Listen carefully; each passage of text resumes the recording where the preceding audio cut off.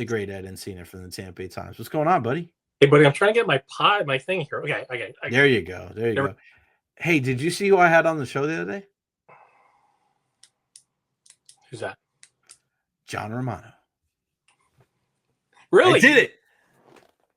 I did it, baby. I did it. I'm not missing anybody. I got Romano. I got Topkin. I got you. I got Stroud. I got Joey Knight. I got Colleen Wright.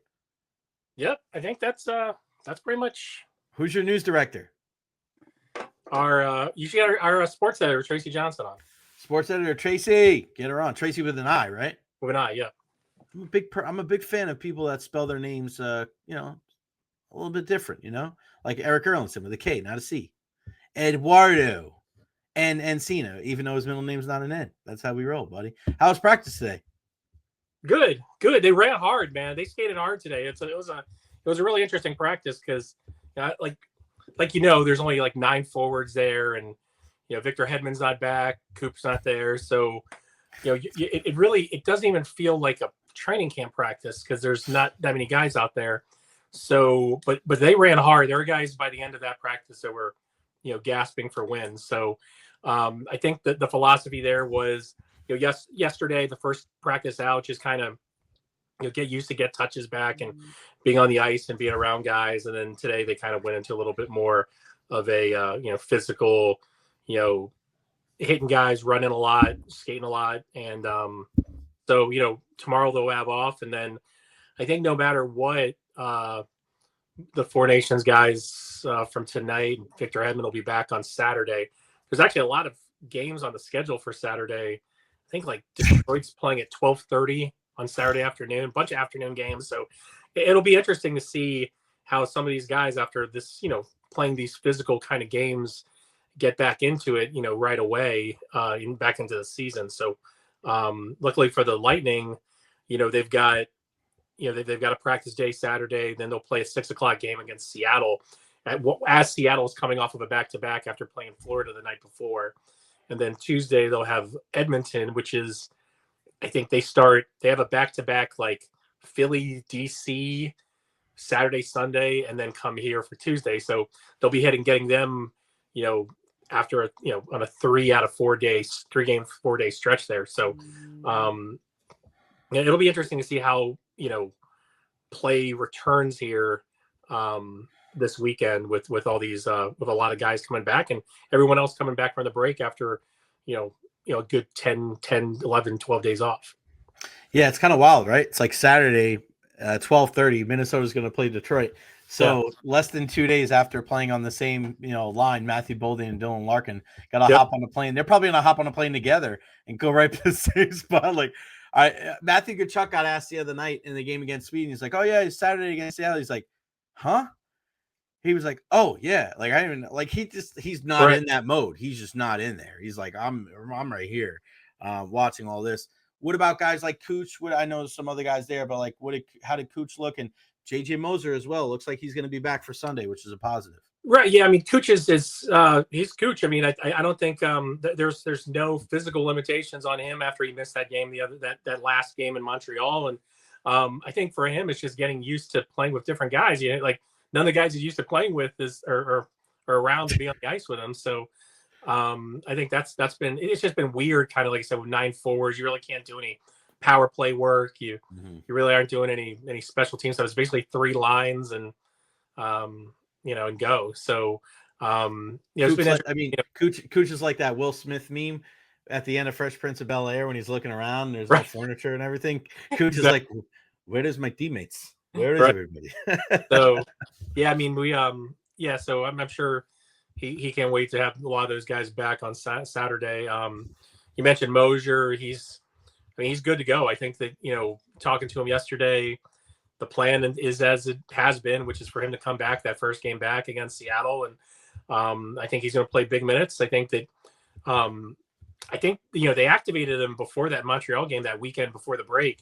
So they were definitely had some thoughts of. They were thinking about it, right? Bringing him back early, but then they ultimately decided that it was, in the best interest just to, and for his best interest just to, hold off on that. So, But he's excited. I think the big question, I wrote this today, is just kind of how, what the what the D core is going to look like. Are they going to carry 7D, go 11-7? Obviously, Darren Radish has been playing, alongside Victor Hedman. I would expect Moser would go back into that spot on the right side. But obviously, Radish has played pretty well. He's kind of established a role for himself on the power play, and whether that's as the defenseman up top or the guy on the left side. Who knows what we see coming back on the power play on Sunday, because we've seen so many iterations of it. But so you've got that. Like I said, I think he's played pretty good minutes, playing with Victor. So, and I would be surprised if they didn't go 11-7 on Sunday, just because, that kind of gets, you have that protection on D. And also, I think at certain stretches, and this might be one coming out of the break, you like the fact that, you get some of your better players more time on the ice. As far as the forwards go, we'll see, Kucherov probably played 20 some minutes that night, double shifting, and some of those other guys double shifting too. So I think that's what we'll see. And again, I think, from talking to Moser, he's definitely chomping at the bit to get back. He didn't expect this to be, a 10-week, sideline for him. And, he wants to get back to, showing what he can do, which is what he did, before he got hurt. I think that, he showed a great ability to play defense and be a defensive defenseman. And we saw a little bit of that offense too. And I think one thing that he's been working on, spending this time working on, is actually taking pucks off the wall on his offside on a left-handed shot from that right side in the offensive zone, which I think, can help him, kind of maybe establish more of that offensive game while he's playing on the right side. So I think that's something that they're working on too. They've used this time to kind of really kind of focus on that. We've seen him in practice a lot, doing that, taking those pucks off the wall, off the right side, on his backhand, and bringing him up onto his forehand. So I think, now we've got a team that's pretty much the complete team that we thought we'd see at the beginning of the year and throughout the season. So, with 27, 28 games left, I think, and that's kind of surge that they had before the break that puts them in a really good position in the standings right now. I think, now it's how do you kind of, channel that momentum? You've got the group together and move forward and kind of, propel yourself to solidifying a playoff spot. And now we got to keep an eye on what they do, right? As far as the middle six guys, and as far as they bringing people in, and right. I feel like with the way he's played, Gage Gonsalves is probably going to get another run here.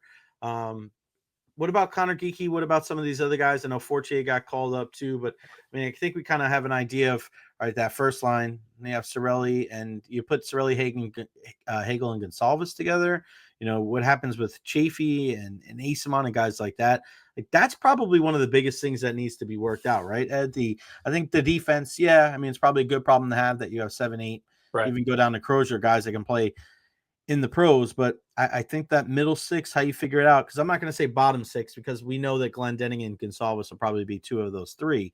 But those other kind of 4 or 5 forwards, that's going to be one of the biggest puzzles that needs to be solved before this team gets to the postseason.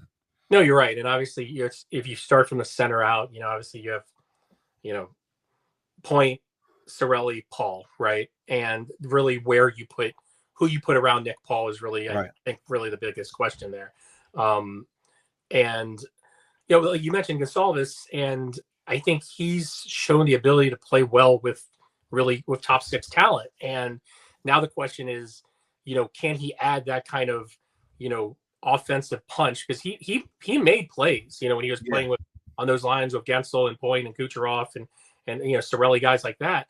Can he be a guy who can kind of help a third line as a guy that can help create those scoring chances when he's not maybe around those kind of players, But I do think that he's done enough now in his brief time back to earn a spot in that middle six, and I still think he might see some time, up top there, as he did, every once in a while.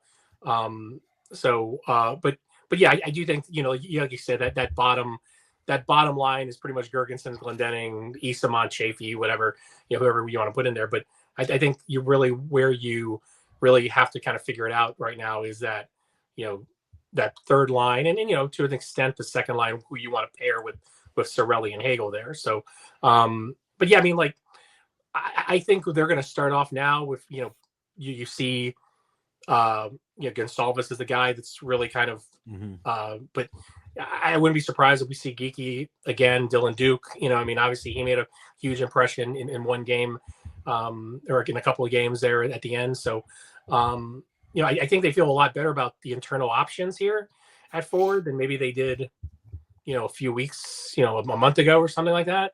And then again, it's what's out there too, as we approach the trade deadline, and in terms of, now you should think that the market should start moving pretty quickly, because it's only two and a half weeks really until the trade deadline. So it should start going pretty quickly. The problem now is it's still, now there's so many teams that still think they're in it, so you don't have as many teams out there that are bona fide sellers right now as maybe you would normally this time of the year. So I think that's another thing, is because of that, is the market value going to be more of a seller's market than necessarily a buyer's market as the next couple of weeks evolve. Any talk about the Four Nations there? Was anybody saying anything? Because obviously, yeah, no, it's funny. I went to talk to the one guy who's actually played in the Olympics, who no one really would think of, is Nick Perbix. Yeah. But the conversation, it's funny because, you'll talk to the coaches and they're like, we love how the spotlight's been on it, and it's great hockey. It's great to see the best on best, and kind of have that feel of the international. But I sense that they're all like, but don't get hurt. Yeah. But amongst the players, I think they're all pretty excited about watching, obviously, their teammates play and seeing their teammates be on that kind of stage, because they know the caliber of players that they are, and that maybe they don't necessarily get, regularly. But also too, there's a lot of there's not a lot of country pride in there too, whether it's the Canadian players or the American players. You'll see guys, Darren Radish and Nick Perbix are right next to each other in their stalls, and one guy's Canadian, one guy's American. They'll talk trash. Nick Paul's been out there talking about Team Canada.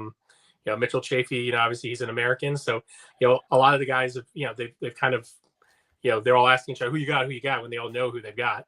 So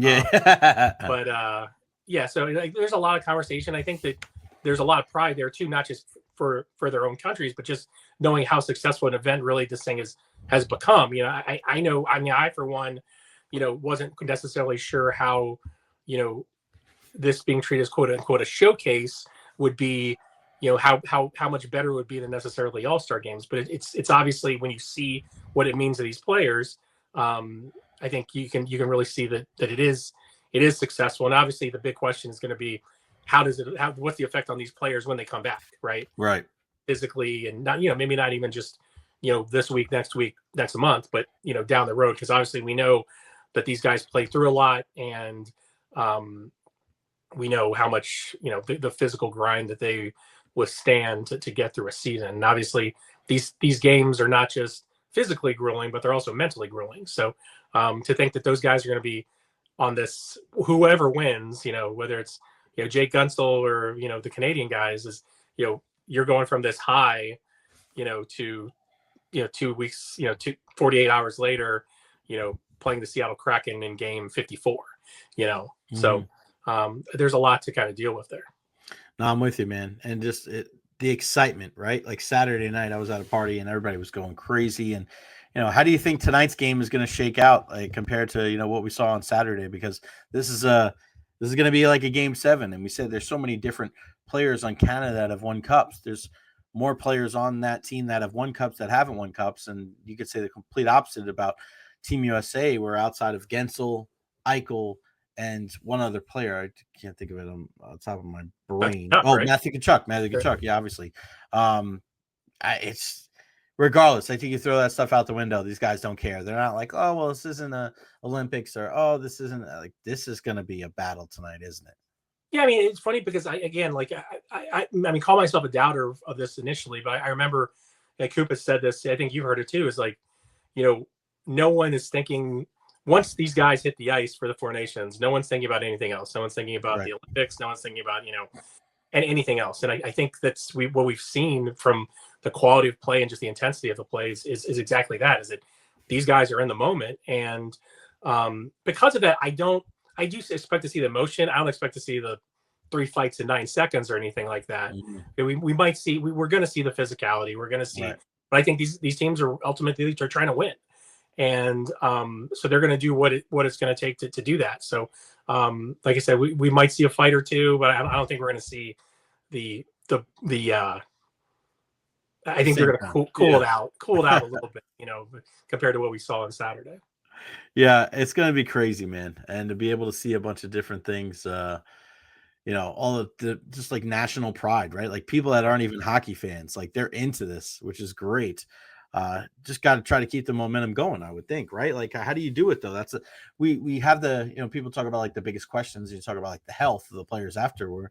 How do you capitalize on the momentum too? How do you capitalize on the attention, right, for the sport? Whether even this year, just in the regular season and the postseason, before you even get to World Cups and Olympics down the road, like ESPN and TNT, the people that have the TV rights, they have the TV rights for the regular programming too. Yep. They got to try to capitalize on this, don't they, Ed, to try to continue the kind of upswing here. Right. I mean, it's tough too because like I used to cover baseball, and no matter what, game 101 out of 162 game schedule, like what it means in the grand scheme of things is it's minute in the grand scheme of a lot of other things, but for these teams and for these players, like there's no doubt that I do think that, I talked to John Cooper about it. It's like, hey, like, are you going to become a better coach out of this event?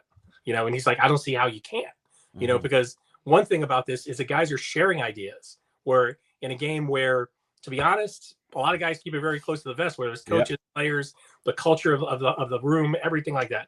It's very insular. And so it's something like this where guys put all of that aside, which they've learned over the years of what hockey culture is, and they put that beside in the name of trying to represent their own country and win for their own country. It's something that's pretty interesting, and so all these guys are going to come back with, and we know a guy like Brandon Hagel, like Brandon Hagel's so good and he's become so good of a player because he watches everybody around him. He tries to pluck everything out of, we know how much he's learned from Nikita Kucherov, how much he wants to be around Nikita Kucherov to try to like suck in all everything he thinks, everything he sees. And he's gotten a lot from him. And so you can't tell me that him being in the room with the kind of players that he's around is not going to make Brandon Hagel a better player when he comes back. Same with Anthony Cirelli and Braden Point. We know about the hockey IQ Jake Gensel has already, and this is the first time he's ever represented Team USA. So all these guys they're going to come back, in much better players. And obviously, the question is how does that morph into on this team and just obviously the bigger picture of expanding the game and the interest in the game and stuff like that. But I think when you think about like the Lightning itself, like there's no way that these guys aren't going to be better from this, and then you have that dangling carrot, which is the Olympics in a year or two, which is going to be even on a grander stage. But I think, like we talked last week, is that this is a unique event because it's on Canadian American soil, and you really can't duplicate that. So, and you're not going to be able to duplicate that in Italy. So, in that context, it is going to be something that's once in a life, for some of these guys, once in a lifetime. And, we're going to see more of this in the future, but still being a part of maybe something that started this all again is, I know it's going to be pretty special for a lot of these guys. And, it's only up from here because, in terms of the exposure and everything like that. So, I'm super excited. Like I said, I was one of the doubters in this event because I was like, it's not the Olympics. It's not, it's going to be this glorified all-star event and stuff like that. But, we've all gotten behind it. We've all gotten excited. And we've all been around our TVs at 1 o'clock and 8 o'clock, to watch it. Yeah. I think one of the other things too, when people talk about like this versus the Olympics, there's something special to this because it's a standalone, right? Everybody knows what time it's on. There's no tape delay or, sometimes when we're watching the Olympics, we're watching something that happened 8 hours ago. And all eyes are on this, right? It happened during a week, especially during NBA All-Star Week, NHL All-Star Week. So it kind of fit like in that right spot of, it was almost like I said, like with Tiger King, when Tiger King came out, it was the only new thing that came out right at the beginning of the pandemic. So it was the only thing. Would anybody else have watched Tiger King? Maybe not, but it really was the biggest thing at the beginning of the pandemic. And, my cousin was the photographer on there, so he was telling me all about it. And it was like the biggest thing. So I think a lot of times it happens with, the timing is everything. Like it, timing is everything. And everything. Especially in sports, timing is totally everything. Yeah, you got that right. Things change quick. Yeah, you got that right. The timing on Sunday, 6:00, we'll be there at Amalie Arena for Lightning and Kraken. Before I let you go, let us know what you got going on over there. TampaBay.com/sports over at Tampa Bay Times. Well, like I said, we have a story today on Moser and just kind of everything that, some mental and physical hurdles and just the team's thinking behind his recovery. We'll have a Be Calm on Sunday, just kind of wrapping up Four Nations and kind of digging into some of that, what the players are saying, what this can kind of do for hockey, for the international event, for the best on best.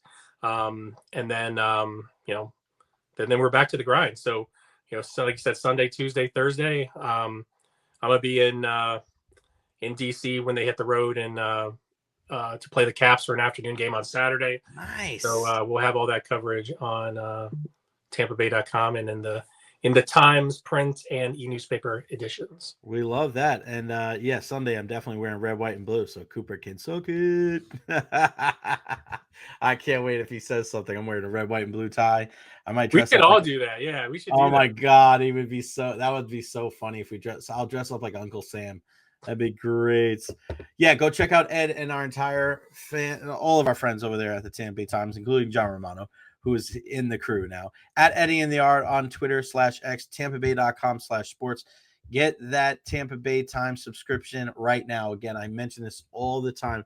We have to support local. We have to support local, especially for our teams here. 3 pro sports teams, great college athletics, and just even outside of the sports too. Please support local, support the Tampa Bay Times. Ed, appreciate you, my friend. Talk to you next Thursday. I'll see you Sunday night at Emily. Thanks, bud. All right, Jay. See you later, buddy.